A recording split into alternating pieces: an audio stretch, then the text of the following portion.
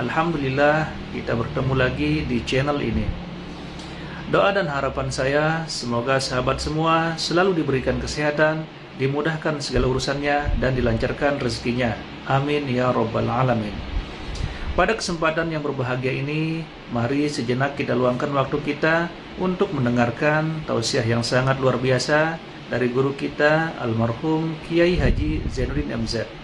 Beliau dikenal sebagai dai sejuta umat.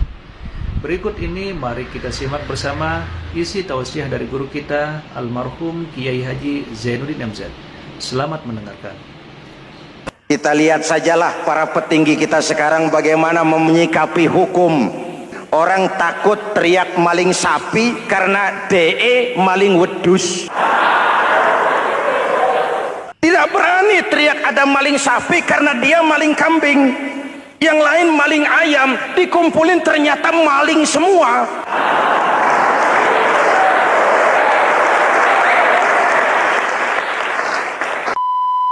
Assalamualaikum warahmatullahi Muhammadin wa ala alihi wa sahbihi ajma'in, amma ba'du. Hadirin hadirat ma'asyiral muslimin yang saya cintai, ada sebuah cerita pendek. Seorang pengendara sepeda motor ditangkap oleh Pak polisi, lalu diperiksa. Ini motor siapa? Pinjam Pak. Helm? Pinjam. SIM? Pinjam. Kata Pak polisi, tidak boleh begini. Marah yang naik sepeda motor. Pak polisi bagaimana? Kok tidak boleh? Yang punya saja bilang boleh.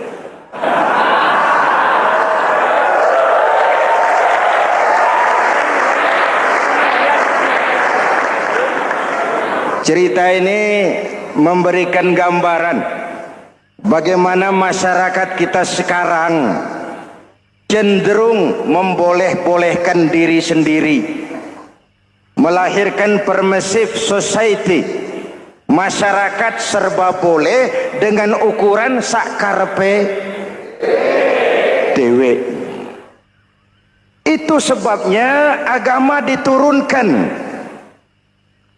Dalam contoh yang indah, Rasul memberikan gambaran bahwa Islam ini bagaikan sebuah bangunan yang komponen pokoknya 5. Bunyal Islamu ala khamsin. Islam dibangun di atas 5 komponen pokok.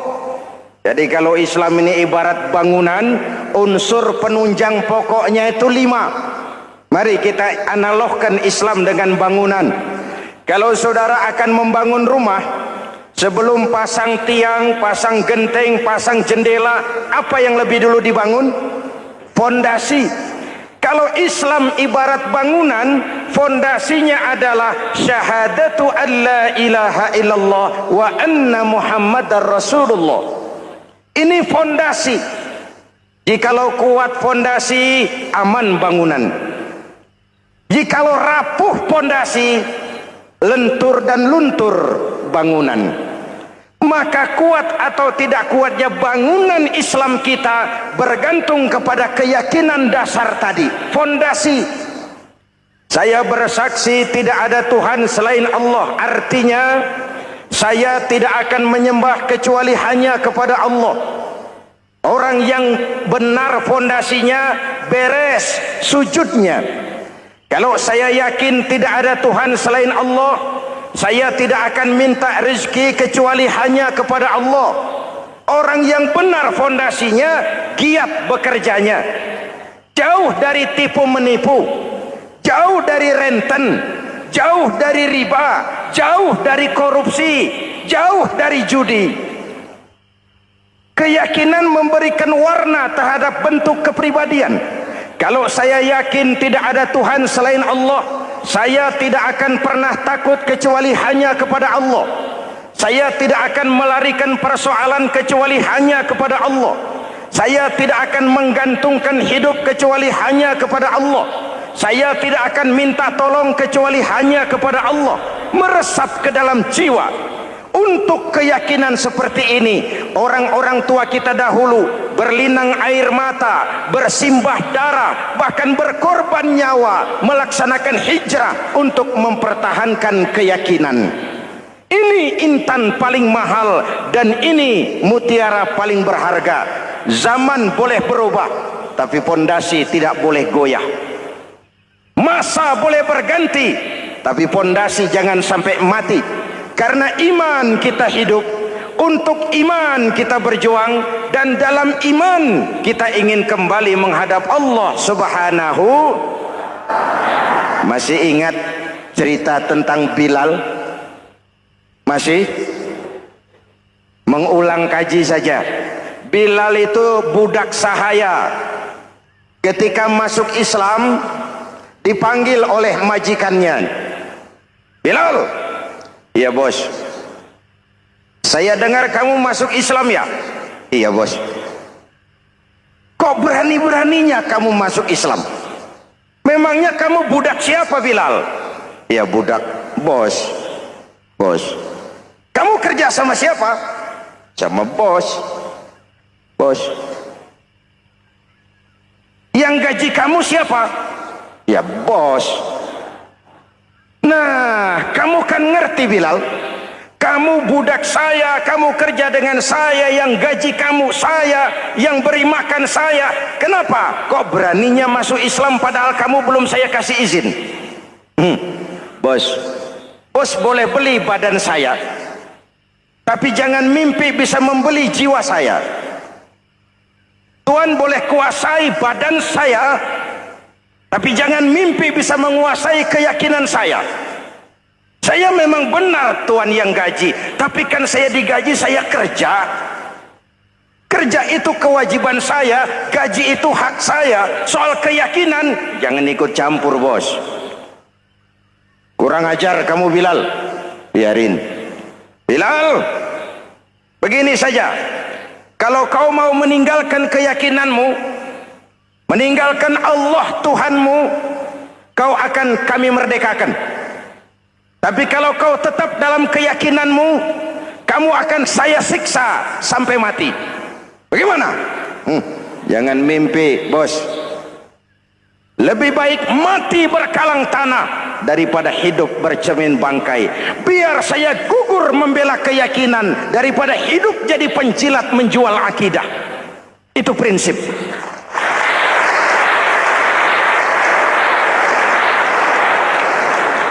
Gendeng kamu. Ayo siksa. Tangannya diikat, dihimpit dengan batu berat, dijemur dengan terik matahari padang pasir, terkelupas kulitnya, mengalir darah dari sekujur badannya, pecah bibirnya. Ayo Bilal, tetap bertuhan Allah dan kau akan mati di sini, atau kembali ke agama lama, kau jadi merdeka. Dari bibir yang pecah itu cuma keluar Allahu Ahad. Bilal budak badannya, merdeka jiwanya, maka namanya ditulis dengan tinta emas dalam sejarah. Kita zaman sekarang merdeka badan kita, tapi sering budak mental dan jiwa kita, maka sejarah tidak pernah mau mencatat kita.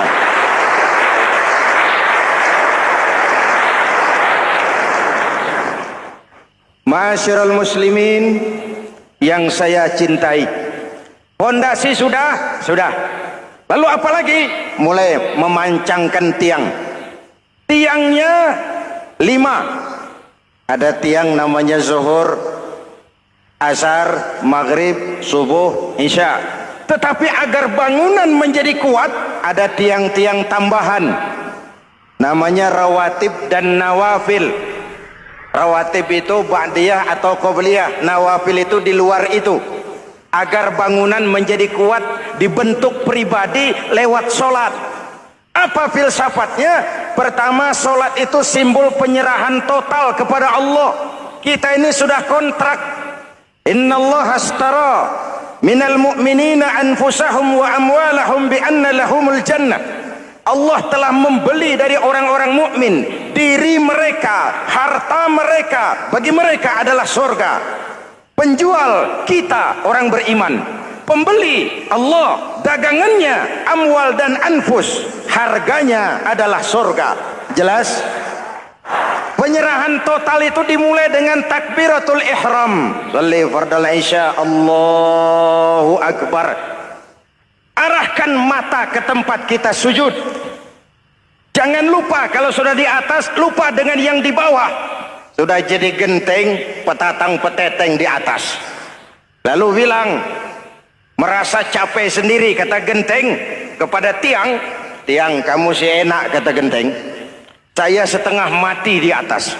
Kehujanan, kepanasan, kadang-kadang anak-anak nakal saya disambitin. Kata tiang, saudara genteng, ngomong jangan sembarangan ya. Kamu kira kamu bisa nongkrong dan nangkring di atas, itu gara-gara siapa genteng? Kan saya yang sokong dari bawah. Kamu jadi pejabat tinggi, jadi anggota ini, anggota itu. Kami rakyat yang angkat, jangan sudah di atas kami ditekan. Jangan agama dijadikan topeng untuk kepentingan pribadi. Berpolitik untuk kepentingan agama, ayo. Tapi menjual agama untuk kepentingan politik, itu yang merusak agama.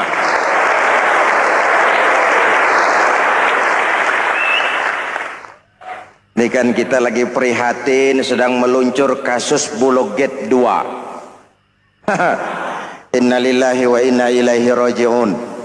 Kita lihat sajalah para petinggi kita sekarang bagaimana menyikapi hukum. Sebab saya dengar ada bargaining, orang takut teriak maling sapi karena DE maling wedus. Tidak berani teriak ada maling sapi karena dia maling kambing. Yang lain maling ayam, dikumpulin ternyata maling semua.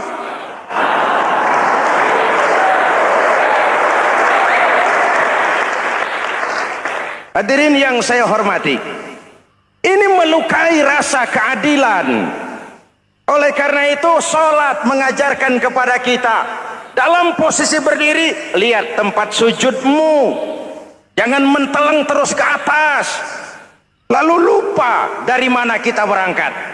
Itulah maknanya tawadhu, rendah hati, tidak melonjak angku dan sombong. Ada sebuah hadis Rasulullah bersabda, "Idza aradallahu biqaumin khairan."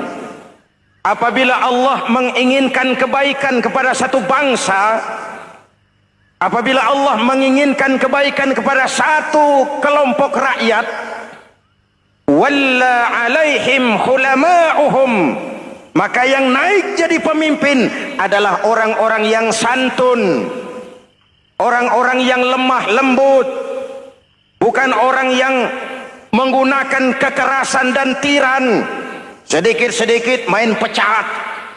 Itu terlambat lahir.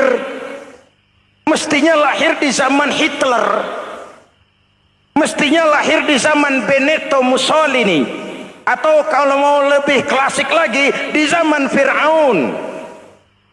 Kalau Allah menginginkan kebaikan kepada satu masyarakat, satu bangsa, satu negara, naiklah orang-orang yang santun, yang ngayomi, yang menjadi solusi dan jalan keluar untuk kepentingan rakyatnya, mampu memberikan keteladanan. Saya tertarik dengan pidato Presiden Cina pada saat dilantik. Cina, Presiden Cina pasti tidak tahu Pancasila, pasti tidak kenal Islam, tapi pidato pelantikannya, berikan saya 100 peti mati, yang 99 akan saya pakai buat koruptor, yang satu akan saya pakai sendiri kalau kamu lihat saya tidak benar. Luar biasa. Yang diperlukan sekarang ini keteladanan, khulama'uhum, sikap ngayomi, mencari jalan keluar, bukan memamerkan kekuasaan, memamerkan kekuatan, arogansi, menghormati perbedaan. Itu ciri demokrasi.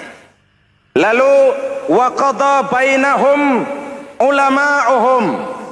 Yang memutuskan hukum adalah pakarnya, ulamanya, mengambil keputusan secara profesional sehingga rakyat beroleh apa yang namanya kepastian hukum, merasa hidup terlindungi, aman dan nyaman. Lalu yang ketiga, wa ja'alal mala fi askhiyaihim. Peredaran harta, pergerakan ekonomi berada di tangan orang-orang yang pemurah, yang tidak mau kaya sendiri, tidak mau senyum di atas penderitaan orang lain, menari di atas bangkai saudaranya. Hadirin yang saya hormati, ini cirinya. Tapi sebaliknya kata Nabi, wa idza aradallahu biqaumin syarran, apabila Allah menghendaki kejelekan, keburukan bagi satu bangsa, walla alaihim sufahauhum, yang naik jadi pemimpin orang-orang durjana, orang-orang kurang ajar, tapi dipoles dengan topeng yang bagus. Hei, hei, ini musim topeng. Musim apa? Topeng. Topeng itu apa perlunya? Menyembunyikan wajah asli. Sekarang ini Dracula berwajah Arjuna. Ini musim topeng. Kita rakyat harus hati-hati dan punya filter, mampu memilah dan memilih. Walla alaihim sufahauhum wa qada bainahum juhaluhum. Yang memutuskan hukum, yang mengambil keputusan, orang-orang bodoh. Wa ja'alal mala fi bukhalaihim. Peredaran harta, peredaran ekonomi jatuh di tangan orang-orang yang bakhil, yang tidak punya konsep menciptakan kemakmuran yang merata bagi seluruh rakyat Indonesia.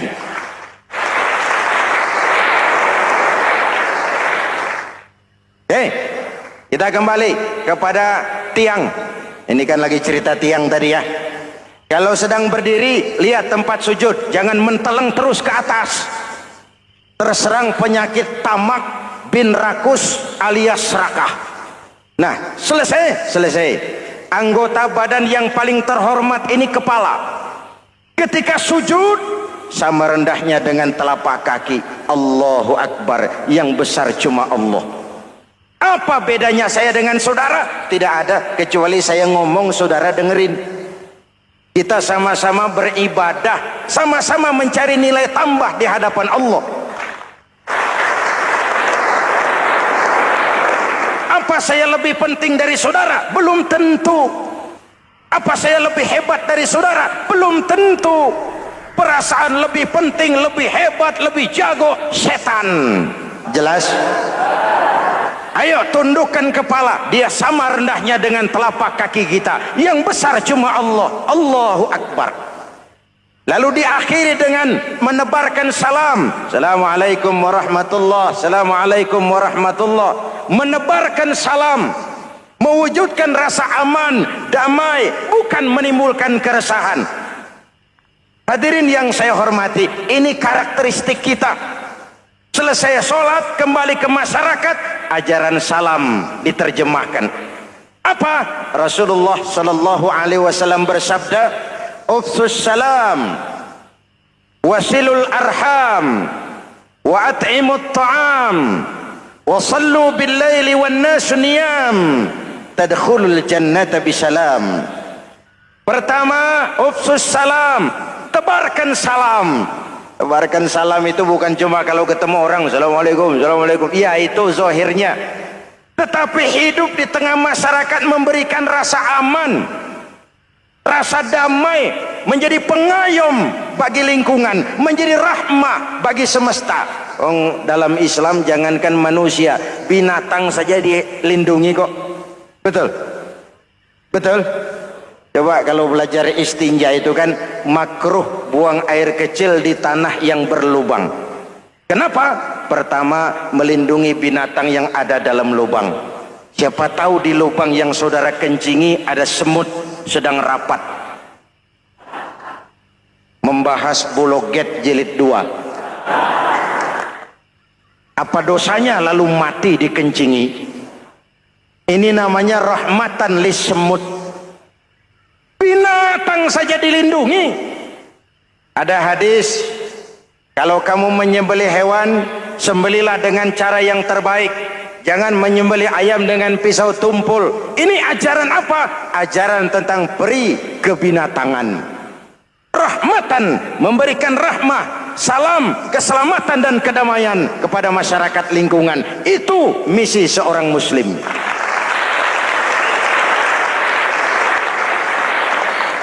Hadirin hadirat ma'asyiral muslimin yang saya cintai, saya kembali kepada pesan Nabi tadi itu.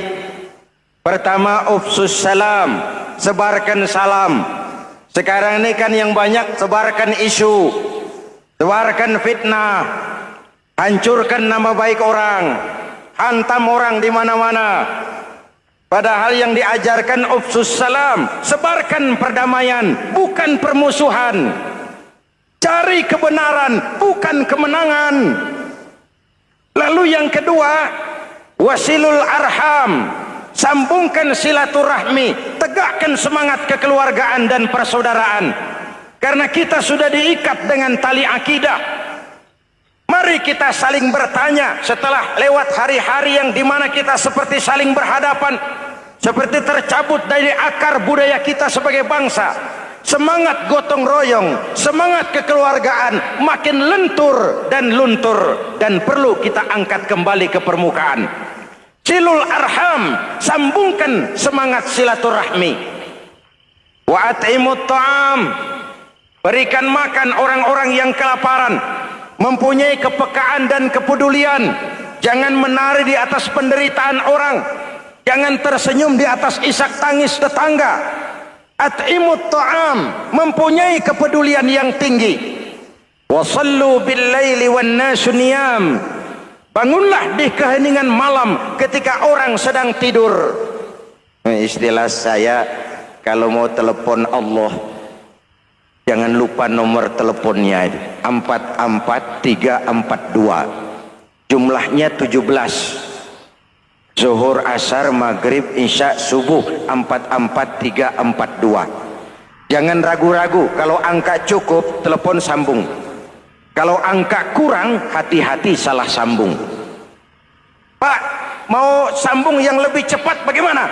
Bisa, selain nomor itu, coba pakai sambungan langsung jarak jauh, namanya SLJJ. Kapan? Tengah malam. Kenapa tengah malam? Lebih murah. Lebih murah. Saluran kosong, telepon jarang yang pakai, orang banyak tidur. Wa minal laili fatahajjad bihi nafilatan lak asa ayyab'atsaka rabbuka maqaman mahmuda. Nun, di keheningan malam bangun. Seperti bapak-bapak, ibu-ibu sering bangun tengah malam ya Bu? Ya. Ngapain? Kalau bangun tengah malamnya sih saya percaya, cuma urusannya apa? Kira bangun tengah malam mau tahajud, malaikat sudah mau nulis, cuma buang air kecil, tidur lagi. Hampir salah tulis saya.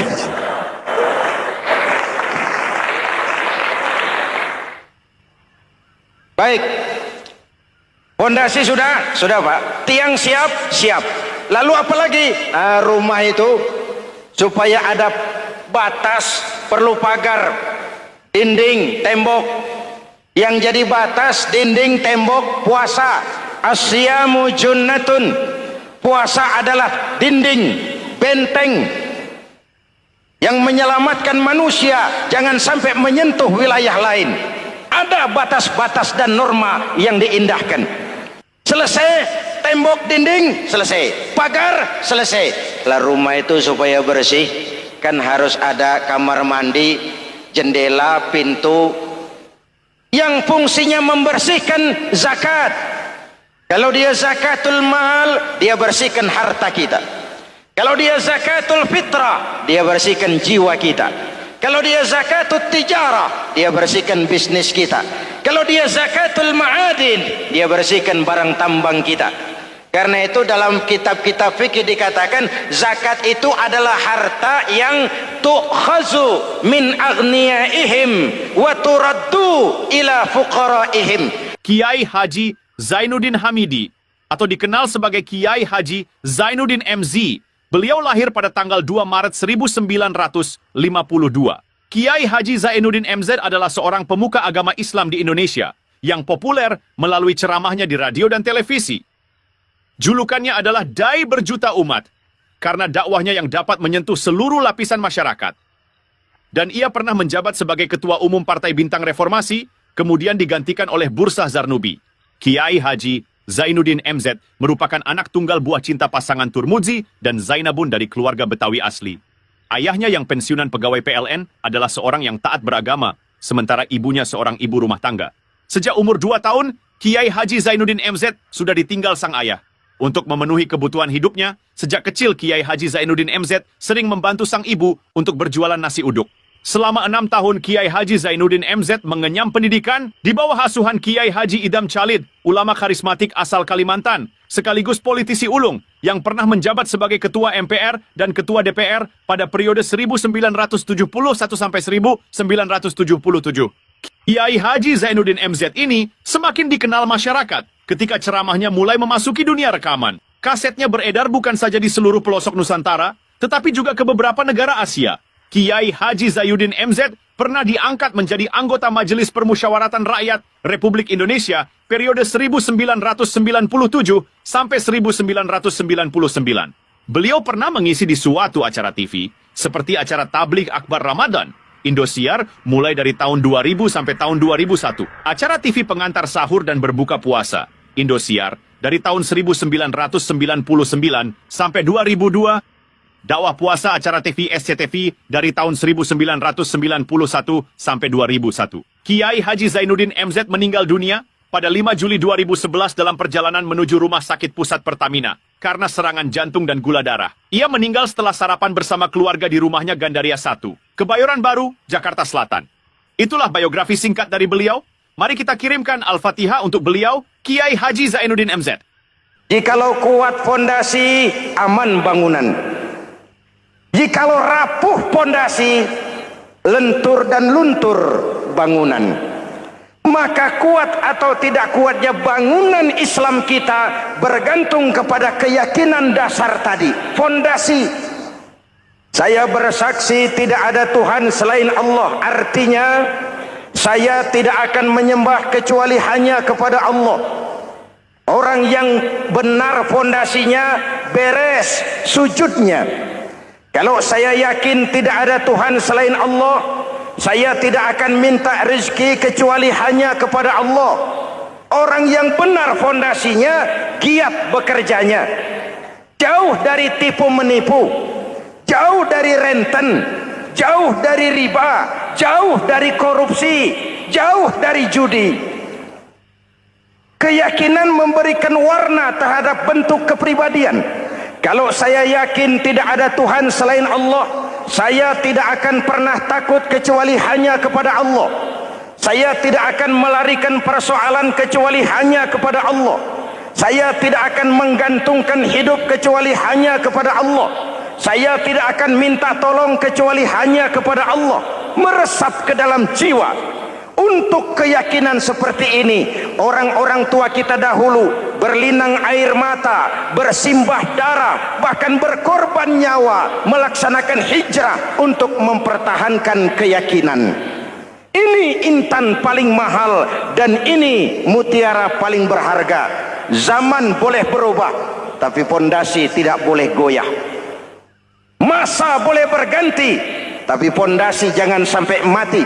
Karena iman kita hidup, untuk iman kita berjuang, dan dalam iman kita ingin kembali menghadap Allah Subhanahu Masih ingat cerita tentang Bilal? Masih? Mengulang kaji saja. Bilal itu budak sahaya. Ketika masuk Islam, dipanggil oleh majikannya. Bilal, iya bos. Saya dengar kamu masuk Islam ya? Iya bos. Kok berani-beraninya kamu masuk Islam? Memangnya kamu budak siapa Bilal? Ya budak bos. Bos. Kamu kerja sama siapa? Sama bos. Bos. Yang gaji kamu siapa? Ya bos. Nah, kamu kan ngerti Bilal. Kamu budak saya, kamu kerja dengan saya, yang gaji kamu saya, yang beri makan saya. Kenapa? Kok beraninya masuk Islam padahal kamu belum saya kasih izin? Bos, bos boleh beli badan saya, tapi jangan mimpi bisa membeli jiwa saya. Tuhan boleh kuasai badan saya, tapi jangan mimpi bisa menguasai keyakinan saya. Saya memang benar Tuhan yang gaji, tapi kan saya digaji, saya kerja. Kerja itu kewajiban saya, gaji itu hak saya. Soal keyakinan, jangan ikut campur bos. Kurang ajar kamu Bilal. Biarin. Bilal, begini saja. Kalau kau mau meninggalkan keyakinanmu, meninggalkan Allah Tuhanmu, kau akan kami merdekakan. Tapi kalau kau tetap dalam keyakinanmu, kamu akan saya siksa sampai mati. Bagaimana? Jangan mimpi, bos. Lebih baik mati berkalang tanah daripada hidup bercermin bangkai. Biar saya gugur membela keyakinan daripada hidup jadi penjilat menjual akidah. Itu prinsip.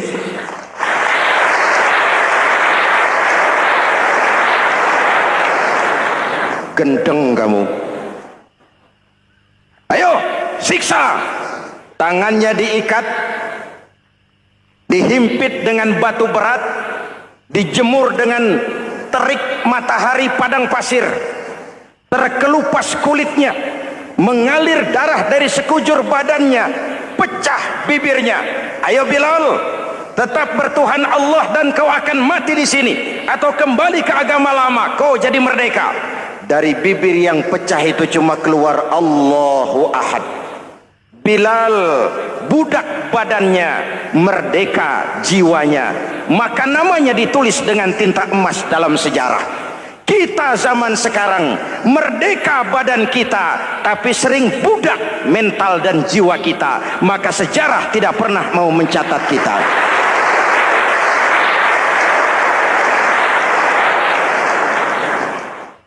Masyarul muslimin yang saya cintai, fondasi sudah.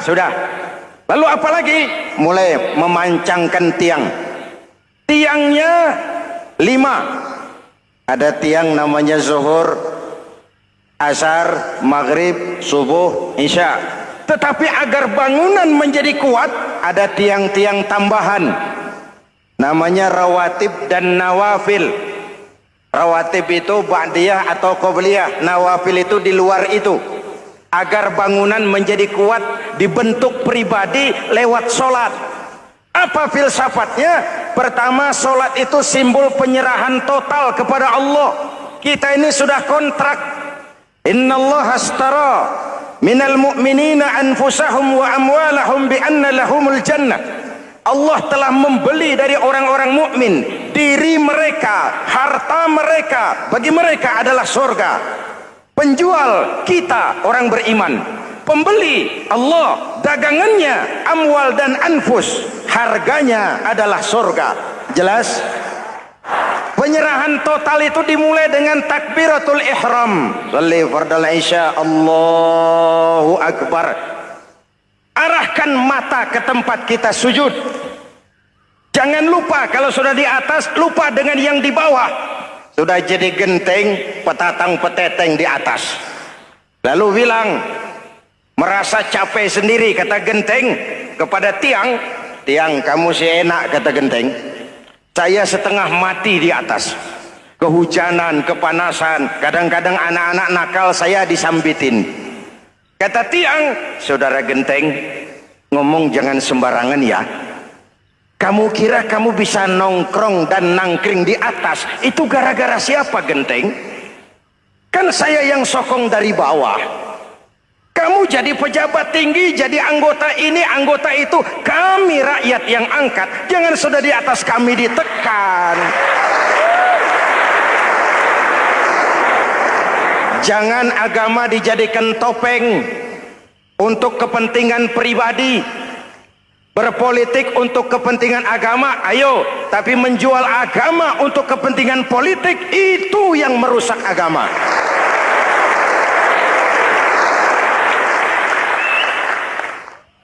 Ini kan kita lagi prihatin sedang meluncur kasus Bulog Gate 2.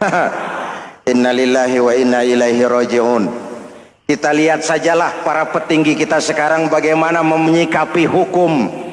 Sebab saya dengar ada bargaining. Orang takut teriak maling sapi karena DE maling wedus. Tidak berani teriak ada maling sapi karena dia maling kambing. Yang lain maling ayam, dikumpulin ternyata maling semua.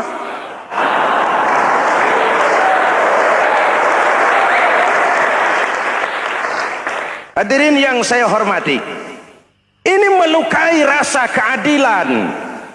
Oleh karena itu sholat mengajarkan kepada kita, dalam posisi berdiri, lihat tempat sujudmu, jangan menteleng terus ke atas lalu lupa dari mana kita berangkat. Itulah maknanya tawadhu, rendah hati, tidak melonjak angku dan sombong. Ada sebuah hadis Rasulullah bersabda, "Idza aradallahu biqaumin khairan."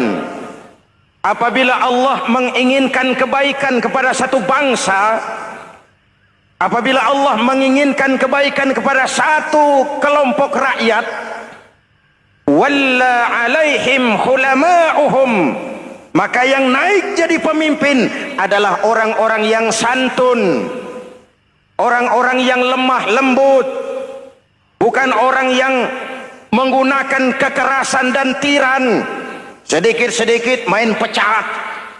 Itu terlambat lahir. Mestinya lahir di zaman Hitler, mestinya lahir di zaman Benito Mussolini, atau kalau mau lebih klasik lagi di zaman Fir'aun.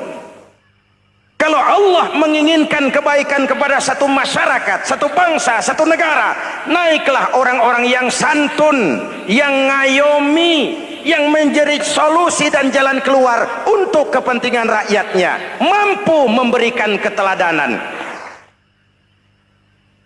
Saya tertarik dengan pidato Presiden Cina pada saat dilantik. Cina, Presiden Cina pasti tidak tahu Pancasila, pasti tidak kenal Islam, tapi pidato pelantikannya, berikan saya 100 peti mati, yang 99 akan saya pakai buat koruptor, yang satu akan saya pakai sendiri kalau kamu lihat saya tidak benar. Luar biasa. Yang diperlukan sekarang ini keteladanan, khulama'uhum, sikap ngayomi, mencari jalan keluar, bukan memamerkan kekuasaan, memamerkan kekuatan, arogansi, menghormati perbedaan. Itu ciri demokrasi.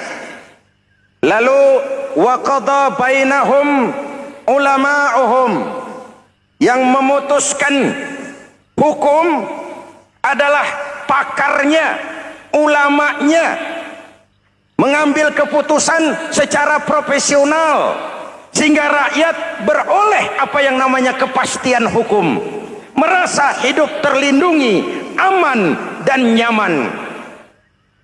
Lalu yang ketiga, wa ja'alal mala fi askhiyaihim, peredaran harta, pergerakan ekonomi berada di tangan orang-orang yang pemurah, yang tidak mau kaya sendiri, tidak mau senyum di atas penderitaan orang lain, menari di atas bangkai saudaranya. Hadirin yang saya hormati, ini cirinya.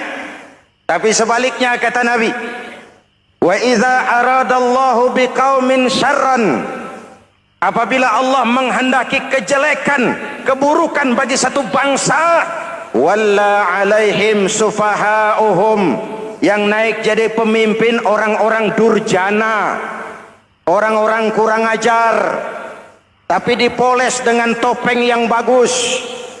Hei, hei, ini musim topeng. Musim apa? Topeng.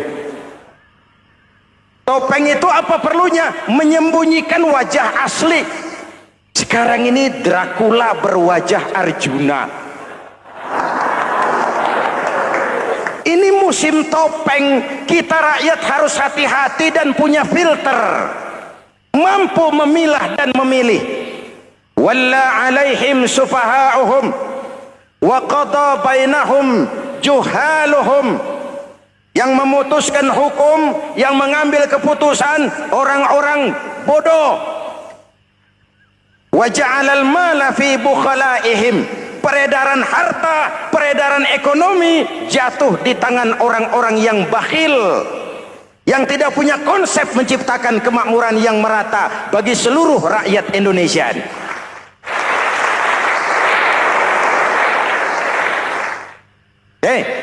Kita kembali kepada tiang. Ini kan lagi cerita tiang tadi ya. Kalau sedang berdiri, lihat tempat sujud, jangan menteleng terus ke atas. Terserang penyakit tamak bin rakus alias serakah. Nah, selesai. Anggota badan yang paling terhormat ini kepala. Ketika sujud, sama rendahnya dengan telapak kaki. Allahu Akbar, yang besar cuma Allah. Apa bedanya saya dengan saudara? Tidak ada, kecuali saya ngomong saudara dengerin. Kita sama-sama beribadah, sama-sama mencari nilai tambah di hadapan Allah. Apa saya lebih penting dari saudara? Belum tentu. Apa saya lebih hebat dari saudara? Belum tentu. Perasaan lebih penting, lebih hebat, lebih jago setan. Jelas? Ayo tundukkan kepala, dia sama rendahnya dengan telapak kaki kita. Yang besar cuma Allah. Allahu Akbar. Lalu diakhiri dengan menebarkan salam. Assalamualaikum warahmatullah. Assalamualaikum warahmatullah. Menebarkan salam, mewujudkan rasa aman, damai, bukan menimbulkan keresahan. Hadirin yang saya hormati, ini karakteristik kita. Selesai sholat, kembali ke masyarakat, ajaran salam diterjemahkan. Apa? Rasulullah sallallahu alaihi wasallam bersabda, "Ufsus salam, wasilul arham, wa at'imut ta'am, wa sallu bil laili wan nas niyam, tadkhulul jannata bisalam."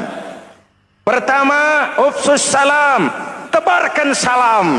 Tebarkan salam itu bukan cuma kalau ketemu orang assalamualaikum, assalamualaikum. Ya, itu zahirnya. Tetapi hidup di tengah masyarakat memberikan rasa aman, rasa damai, menjadi pengayom bagi lingkungan, menjadi rahmah bagi semesta. Dalam Islam jangankan manusia, binatang saja dilindungi kok. Betul? Betul? Coba kalau belajar istinja itu kan makruh buang air kecil di tanah yang berlubang. Kenapa? Pertama, melindungi binatang yang ada dalam lubang. Siapa tahu di lubang yang saudara kencingi ada semut sedang rapat. Membahas Bologet jilid 2. Apa dosanya lalu mati dikencingi? Ini namanya rahmatan lis semut. Binatang saja dilindungi. Ada hadis, kalau kamu menyembelih hewan, sembelilah dengan cara yang terbaik. Jangan menyembelih ayam dengan pisau tumpul. Ini ajaran apa? Ajaran tentang peri kebinatangan. Rahmatan, memberikan rahmah. salam, keselamatan dan kedamaian kepada masyarakat lingkungan. Itu misi seorang muslim.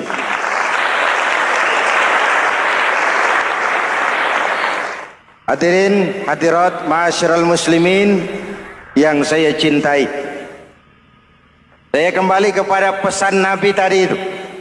Pertama, ufsus salam, sebarkan salam.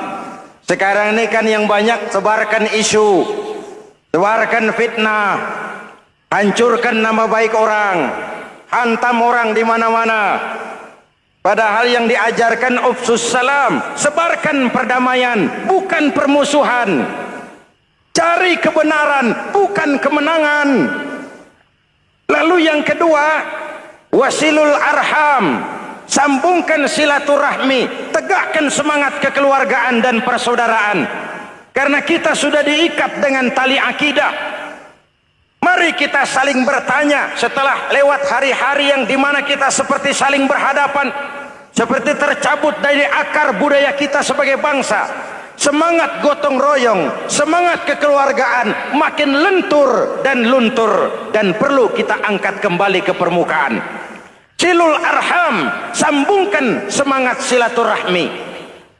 Wa at'imut ta'am, berikan makan orang-orang yang kelaparan, mempunyai kepekaan dan kepedulian. Jangan menari di atas penderitaan orang, jangan tersenyum di atas isak tangis tetangga. At'imut ta'am, mempunyai kepedulian yang tinggi. Wa sallu bil laili wan nasu niyam, bangunlah di keheningan malam ketika orang sedang tidur. Istilah saya, kalau mau telepon Allah, jangan lupa nomor teleponnya itu 44342, jumlahnya 17. Zuhur, asar, maghrib, isya, subuh 44342. Jangan ragu-ragu, kalau angka cukup telepon sambung, kalau angka kurang hati-hati salah sambung. Pak, mau sambung yang lebih cepat bagaimana? Bisa, selain nomor itu coba pakai sambungan langsung jarak jauh, namanya SLJJ. Kapan? Tengah malam. Kenapa tengah malam? Lebih murah. Lebih murah. Saluran kosong, telepon jarang yang pakai, orang banyak tidur. Wa minal laili fatahajjad bihi nafilatan lak asa ayyab'atsaka rabbuka maqaman mahmuda. Nun di keheningan malam, bangun. Seperti bapak-bapak, ibu-ibu sering bangun tengah malam ya Bu? Ya. Ngapain? Kalau bangun tengah malamnya sih saya percaya, cuma urusannya apa? Kira bangun tengah malam mau tahajud, malaikat sudah mau nulis, cuma buang air kecil, tidur lagi. Hampir salah tulis saya.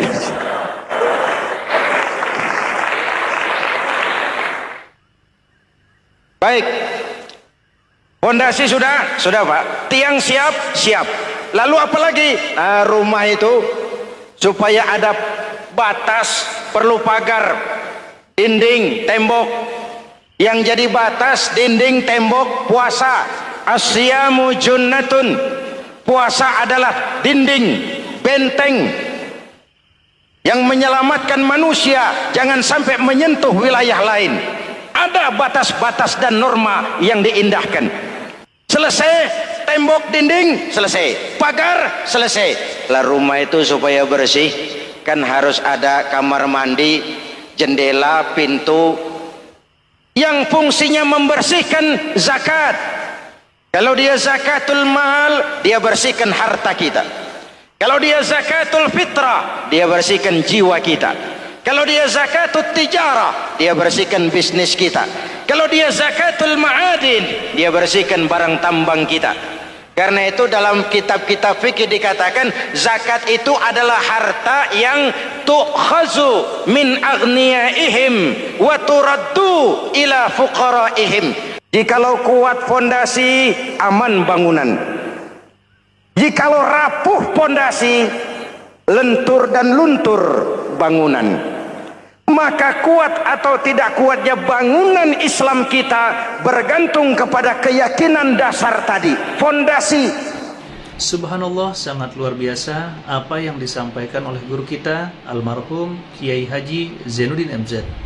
Sahabat beriman yang dirahmati Allah, jangan beranjak dulu, tetaplah di channel ini karena kajian ini belum selesai dan masih banyak lagi hal-hal menarik yang akan disampaikan oleh guru kita almarhum Kiai Haji Zainuddin MZ. Maka dari itu, tetaplah di sini dan mari kita lanjutkan kembali. Selamat mendengarkan. Saya bersaksi tidak ada Tuhan selain Allah. Artinya, saya tidak akan menyembah kecuali hanya kepada Allah. Orang yang benar fondasinya beres sujudnya. Kalau saya yakin tidak ada Tuhan selain Allah, saya tidak akan minta rezeki kecuali hanya kepada Allah. Orang yang benar fondasinya, giat bekerjanya, jauh dari tipu menipu, jauh dari renten, jauh dari riba, jauh dari korupsi, jauh dari judi. Keyakinan memberikan warna terhadap bentuk kepribadian. Kalau saya yakin tidak ada Tuhan selain Allah, saya tidak akan pernah takut kecuali hanya kepada Allah. Saya tidak akan melarikan persoalan kecuali hanya kepada Allah. Saya tidak akan menggantungkan hidup kecuali hanya kepada Allah. Saya tidak akan minta tolong kecuali hanya kepada Allah. Meresap ke dalam jiwa. Untuk keyakinan seperti ini, orang-orang tua kita dahulu berlinang air mata, bersimbah darah, bahkan berkorban nyawa, melaksanakan hijrah untuk mempertahankan keyakinan. Ini intan paling mahal dan ini mutiara paling berharga. Zaman boleh berubah, tapi pondasi tidak boleh goyah. Masa boleh berganti, tapi pondasi jangan sampai mati. Karena iman kita hidup, untuk iman kita berjuang, dan dalam iman kita ingin kembali menghadap Allah Subhanahu. Masih ingat cerita tentang Bilal? Masih? Mengulang kaji saja. Bilal itu budak sahaya. Ketika masuk Islam, dipanggil oleh majikannya. Bilal, iya bos. Saya dengar kamu masuk Islam ya? Iya bos. Kok berani-beraninya kamu masuk Islam? Memangnya kamu budak siapa Bilal? Iya budak bos. Bos. Kamu kerja sama siapa? Sama bos. Bos. Yang gaji kamu siapa? Ya bos. Nah, kamu kan ngerti Bilal, kamu budak saya, kamu kerja dengan saya, yang gaji kamu saya, yang beri makan saya. Kenapa? Kok beraninya masuk Islam padahal kamu belum saya kasih izin? Bos, bos boleh beli badan saya, tapi jangan mimpi bisa membeli jiwa saya. Tuhan boleh kuasai badan saya, tapi jangan mimpi bisa menguasai keyakinan saya. Saya memang benar Tuhan yang gaji, tapi kan saya digaji, saya kerja. Kerja itu kewajiban saya, gaji itu hak saya. Soal keyakinan, jangan ikut campur bos. Kurang ajar kamu Bilal. Biarin. Bilal, begini saja. Kalau kau mau meninggalkan keyakinanmu, meninggalkan Allah Tuhanmu, kau akan kami merdekakan. Tapi kalau kau tetap dalam keyakinanmu, kamu akan saya siksa sampai mati. Bagaimana? Jangan mimpi bos. Lebih baik mati berkalang tanah daripada hidup bercermin bangkai. Biar saya gugur membela keyakinan daripada hidup jadi penjilat menjual akidah. Itu prinsip.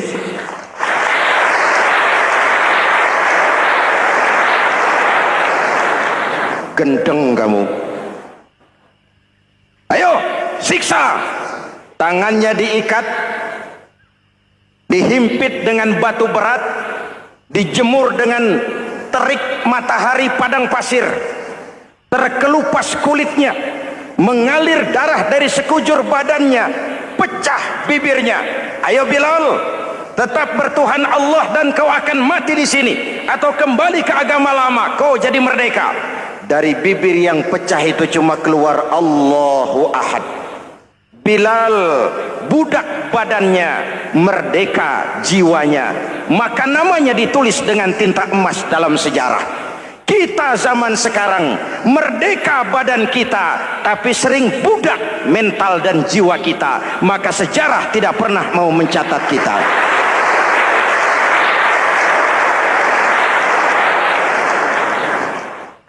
Ma'asyiral muslimin yang saya cintai, fondasi sudah. Lalu apa lagi? Mulai memancangkan tiang. Tiangnya 5. Ada tiang namanya zuhur, asar, maghrib, subuh, isya. Tetapi agar bangunan menjadi kuat, ada tiang-tiang tambahan. Namanya rawatib dan nawafil. Rawatib itu ba'diyah atau qobliyah, nawafil itu di luar itu. Agar bangunan menjadi kuat, dibentuk pribadi lewat sholat. Apa filsafatnya? Pertama, sholat itu simbol penyerahan total kepada Allah. Kita ini sudah kontrak. Innallaha astara minal mu'minina anfusahum wa amwalahum bi anna lahumul jannah. Allah telah membeli dari orang-orang mukmin diri mereka, harta mereka, bagi mereka adalah surga. Penjual kita orang beriman, pembeli Allah, dagangannya amwal dan anfus, harganya adalah surga. Jelas? Penyerahan total itu dimulai dengan takbiratul ihram. Shalli fardal isya, Allahu akbar. Arahkan mata ke tempat kita sujud. Jangan lupa kalau sudah di atas, lupa dengan yang di bawah. Sudah jadi genteng, petatang peteteng di atas. Lalu bilang, merasa capek sendiri, kata genteng kepada tiang. Tiang, kamu sih enak, kata genteng. Saya setengah mati di atas. Kehujanan, kepanasan, kadang-kadang anak-anak nakal saya disambitin. Kata tiang, saudara genteng, ngomong jangan sembarangan ya. Kamu kira kamu bisa nongkrong dan nangkring di atas, itu gara-gara siapa genteng? Kan saya yang sokong dari bawah. Kamu jadi pejabat tinggi, jadi anggota ini, anggota itu. Kami rakyat yang angkat, jangan sudah di atas kami ditekan. Jangan agama dijadikan topeng untuk kepentingan pribadi. Berpolitik untuk kepentingan agama, ayo. Tapi menjual agama untuk kepentingan politik, itu yang merusak agama.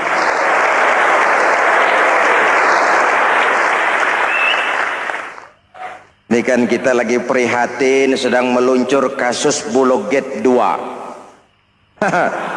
Innalillahi wa inna ilaihi raji'un. Kita lihat sajalah para petinggi kita sekarang bagaimana menyikapi hukum. Sebab saya dengar ada bargaining, orang takut teriak maling sapi karena DE maling wedus. Tidak berani teriak ada maling sapi karena dia maling kambing. Yang lain maling ayam, dikumpulin ternyata maling semua.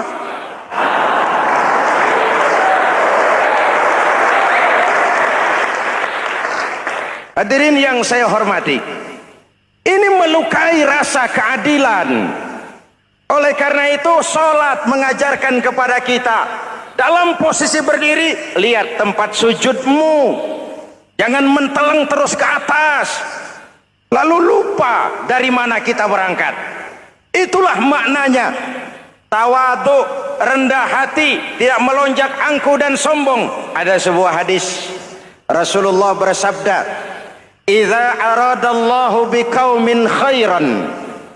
Apabila Allah menginginkan kebaikan kepada satu bangsa, apabila Allah menginginkan kebaikan kepada satu kelompok rakyat, walla alaihim hulama'uhum, maka yang naik jadi pemimpin adalah orang-orang yang santun.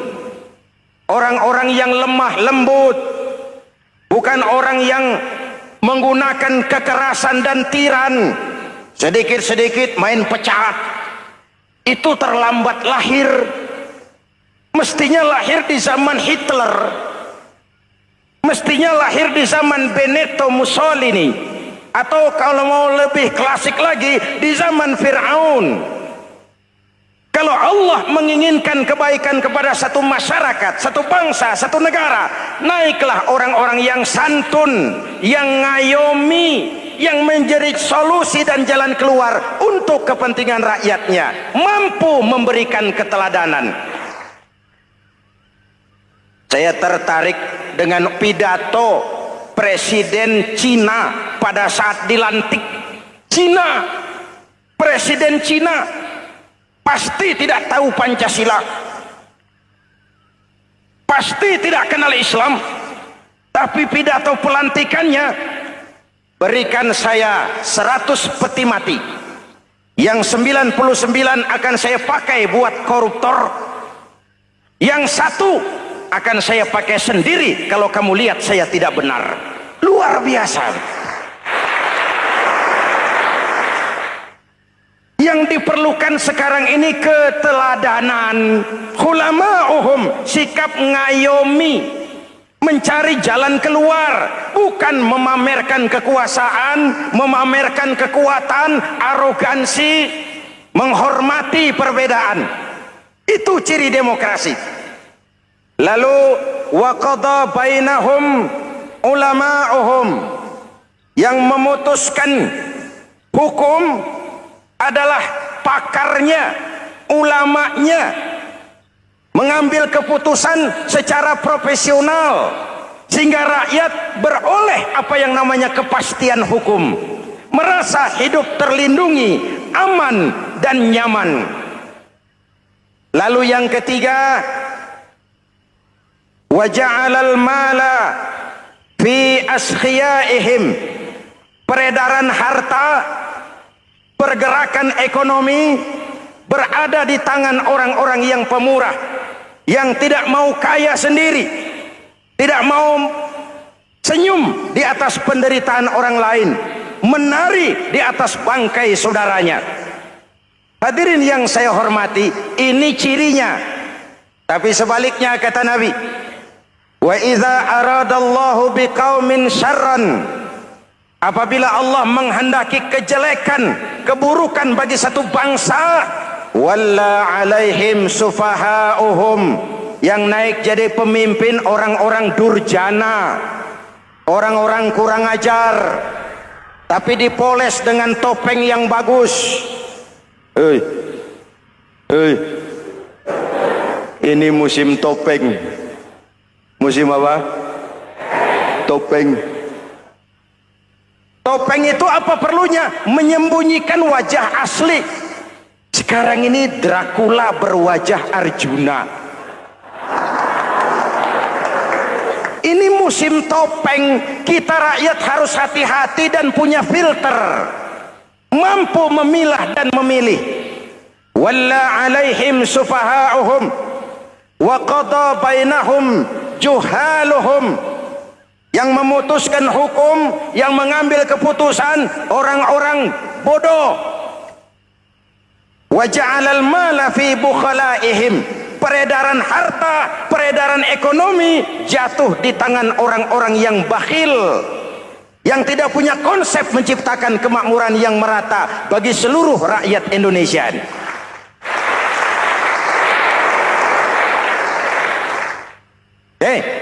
Kita kembali kepada tiang. Ini kan lagi cerita tiang tadi ya. Kalau sedang berdiri, lihat tempat sujud, jangan menteleng terus ke atas. Terserang penyakit tamak bin rakus alias serakah. Nah, selesai. Anggota badan yang paling terhormat ini kepala. Ketika sujud, sama rendahnya dengan telapak kaki. Allahu Akbar, yang besar cuma Allah. Apa bedanya saya dengan saudara? Tidak ada, kecuali saya ngomong saudara dengerin. Kita sama-sama beribadah, sama-sama mencari nilai tambah di hadapan Allah. Apa saya lebih penting dari saudara? Belum tentu. Apa saya lebih hebat dari saudara? Belum tentu. Perasaan lebih penting, lebih hebat, lebih jago, setan. Jelas? Ayo tundukkan kepala. Dia sama rendahnya dengan telapak kaki kita. Yang besar cuma Allah. Allahu Akbar. Lalu diakhiri dengan menebarkan salam. Assalamualaikum warahmatullah. Assalamualaikum warahmatullah. Menebarkan salam, mewujudkan rasa aman, damai, bukan menimbulkan keresahan. Hadirin yang saya hormati, ini karakteristik kita. Selesai sholat, kembali ke masyarakat, ajaran salam diterjemahkan. Apa? Rasulullah sallallahu alaihi wasallam bersabda, "Ufsus salam, wasilul arham, wa at'imut ta'am, wa sallu bil laili wan nas niyam, tadkhulul jannata bisalam." Pertama, ufsus salam, tebarkan salam. Tebarkan salam itu bukan cuma kalau ketemu orang, assalamualaikum, assalamualaikum. Iya, itu zahirnya. Tetapi hidup di tengah masyarakat memberikan rasa aman, rasa damai, menjadi pengayom bagi lingkungan, menjadi rahmah bagi semesta. Dalam Islam jangankan manusia, binatang saja dilindungi kok. Betul? Betul? Coba kalau belajar istinja itu kan makruh buang air kecil di tanah yang berlubang. Kenapa? Pertama, melindungi binatang yang ada dalam lubang. Siapa tahu di lubang yang saudara kencingi ada semut sedang rapat. Membahas Bologet jilid 2. Apa dosanya lalu mati dikencingi? Ini namanya rahmatan lis semut. Binatang saja dilindungi. Ada hadis, kalau kamu menyembelih hewan, sembelilah dengan cara yang terbaik. Jangan menyembelih ayam dengan pisau tumpul. Ini ajaran apa? Ajaran tentang peri kebinatangan. Rahmatan, memberikan rahmah, salam, keselamatan dan kedamaian kepada masyarakat lingkungan. Itu misi seorang muslim.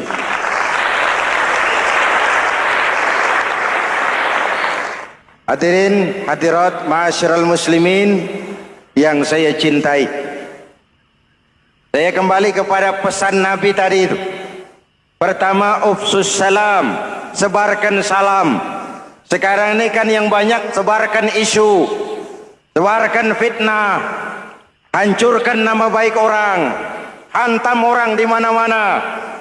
Padahal yang diajarkan ufsus salam, sebarkan perdamaian, bukan permusuhan.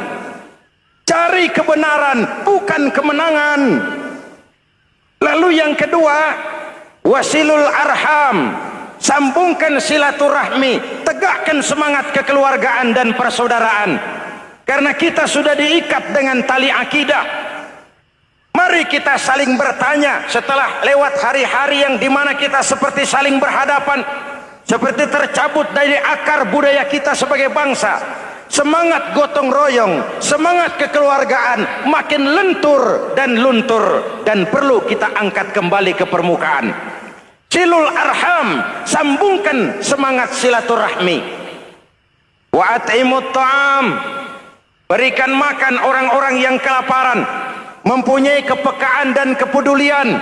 Jangan menari di atas penderitaan orang, jangan tersenyum di atas isak tangis tetangga.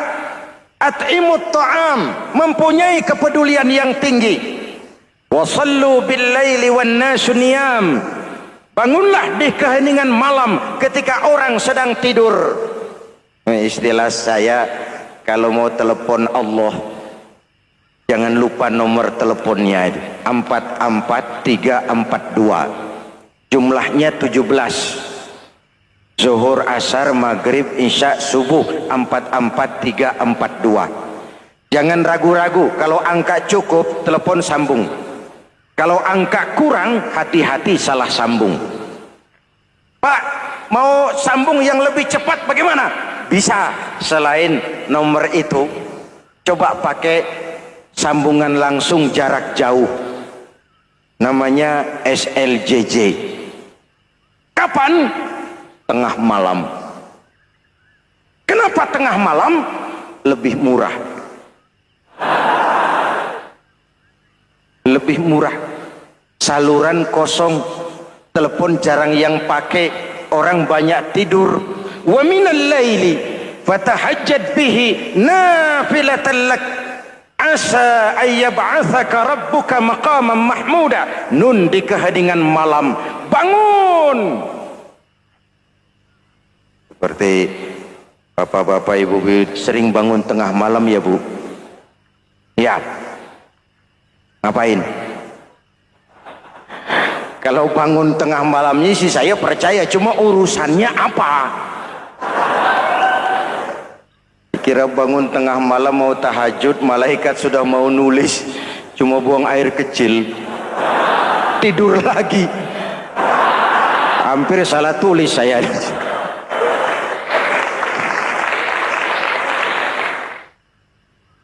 Baik, fondasi sudah Pak. Tiang siap. Lalu apa lagi? Nah, rumah itu supaya ada batas, perlu pagar, dinding, tembok. Yang jadi batas, dinding, tembok, puasa. Asyamu junnatun. Puasa adalah dinding, benteng yang menyelamatkan manusia jangan sampai menyentuh wilayah lain. Ada batas-batas dan norma yang diindahkan. Selesai, tembok, dinding, selesai. Pagar, selesai. Lah rumah itu supaya bersih, kan harus ada kamar mandi, jendela, pintu, yang fungsinya membersihkan zakat. Kalau dia zakatul mal, dia bersihkan harta kita. Kalau dia zakatul fitrah, dia bersihkan jiwa kita. Kalau dia zakatul tijarah, dia bersihkan bisnis kita. Kalau dia zakatul ma'adin, dia bersihkan barang tambang kita. Karena itu dalam kitab-kitab fikih dikatakan zakat itu adalah harta yang tu'khazu min aghniyaihim wa turaddu ila fuqaraihim. Alhamdulillahirrabbilalamin. Demikianlah tausiah yang sangat luar biasa yang sudah disampaikan oleh guru kita almarhum Kiai Haji Zainuddin MZ. Tentunya banyak sekali ilmu, hikmah dan manfaat yang bisa kita jadikan pelajaran dalam kehidupan kita sehari-hari. Sahabat beriman yang dimuliakan Allah, mari kita doakan guru kita, semoga beliau diampuni segala dosa-dosanya dan dilapangkan kuburnya. Amin ya rabbal alamin. Dan buat sahabat semua yang sudah setia menonton tausiah ini sampai selesai, saya ucapkan terima kasih banyak. Semoga Allah Subhanahu wa Ta'ala senantiasa selalu melimpahkan rahmat dan karunia-Nya kepada sahabat semua, selalu diberikan kesehatan, dimudahkan segala urusannya, dan dilancarkan rezekinya. Amin amin ya rabbal alamin. Sahabat beriman yang dimuliakan Allah, demikian yang dapat saya bagikan. Kurang lebihnya mohon maaf. Wabillahi taufik wal hidayah waridha wal inayah. Wassalamualaikum warahmatullahi wabarakatuh. Assalamualaikum warahmatullahi wabarakatuh. Alhamdulillahi wa kafa, wassalatu wassalamu ala rasulillahil mustafa wa ala alihi wa sahbihi wa man ihtada. Amma ba'du. Sahabat beriman yang dimuliakan Allah, alhamdulillah kita bertemu lagi di channel ini. Doa dan